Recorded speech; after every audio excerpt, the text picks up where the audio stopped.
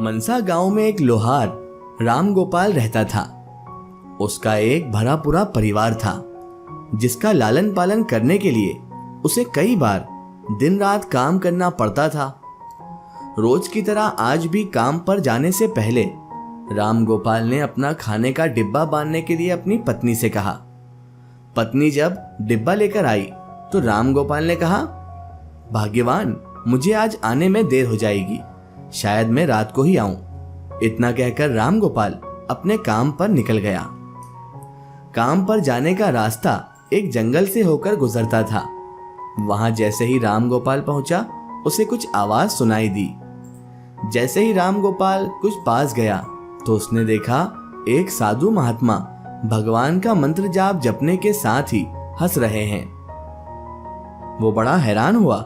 हैरान होकर राम गोपाल ने पूछा, महात्मा जी, साधु जी, आप ठीक तो हैं? उस साधु को राम गोपाल नहीं जानता था, लेकिन उस साधु ने एकदम से उसका नाम लेकर कहा, आओ राम गोपाल बेटा, मैं तुम्हारा ही इंतजार कर रहा था। मैं भूखा हूं, मुझे अपने खाने के डिब्बे से कुछ खिलाओगे? बाबा से अपना नाम सुनकर राम गोपाल हैरान हो गया। वो सोचने लगा, इन्हें तो मैंने पहले कभी नहीं देखा, ना ही इनके जैसे किसी शख्स से मेरी मुलाकात हुई। लेकिन उसने कोई सवाल नहीं किया और सीधा अपना खाने का डिब्बा निकालकर बाबा जी को दे दिया।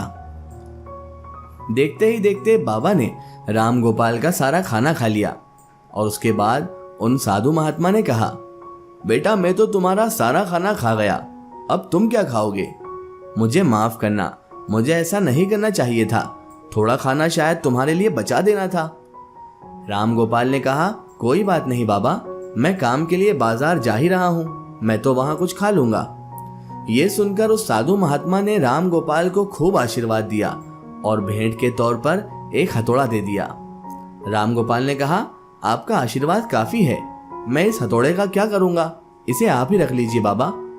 साधु महात्मा ने जवाब देते हुए कहा, बेटा, ये मामूली हथौड़ा नहीं है, यह जादुई हथौड़ा है जो मेरे गुरु ने मुझे दिया था और अब मैं तुझे दे रहा हूं क्योंकि तेरा दिल बिल्कुल साफ है। इसका इस्तेमाल अच्छे कामों के लिए ही करना और किसी दूसरे के हाथ में इसे कभी मत देना। इतना कहकर वो बाबा वहां से अदृश्य हो गए। राम गोपाल अपने हाथों में हथौड़ा लेकर बाजार काम करने के लिए चला गया। औजार बनाने से पहले उसके दिमाग में आया कि आज इस हथौड़े से लोहा पीटता हूँ। जैसे उसने लोहे पर हथौड़े से चोट मारी, वो सीधा एक औजार बन गया। दूसरी चोट में लोहे के बर्तन बन गए। राम गोपाल समझ गया कि ये सही में जादुई हथौड़ा है। वो जो बनाने की सोच के साथ लोहे पर चोट मारता, लोहा सीधा उसी बर्तन के आकार में बन जाता। जादुई हथौड़े की वजह से राम गोपाल का काम जल्दी खत्म हो गया और वो अपने साथ ही उस जादुई हथौड़े को घर ले गया। इसी तरह रोज अब राम गोपाल उस हथौड़े से जल्दी काम खत्म कर लेता और कई बार ज्यादा बर्तन बनाकर उन्हें गांव के लोगों को भी बेच देता था। धीरे धीरे उसके घर के हालात पहले से कुछ ठीक होने लगे।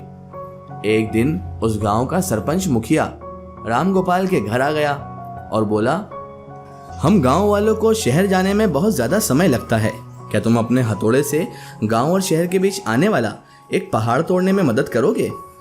इससे बीच में एक सड़क बना लेंगे और गांव से शहर का सफर आसान और छोटा हो जाएगा। मुखिया की बात सुनकर राम गोपाल ने उस जादुई हथौड़े से उस पहाड़ को तोड़ना शुरू किया और उसने उस पहाड़ को तोड़ दिया। मुखिया और गांव के लोग बहुत खुश हुए और उसे खूब शाबाशी दी। पैसे किसी ने भी नहीं दिए।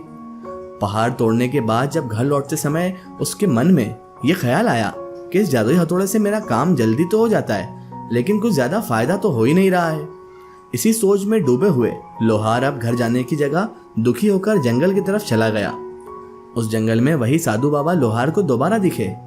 लोहार ने उन्हें अपने मन की सारी बातें बता दी।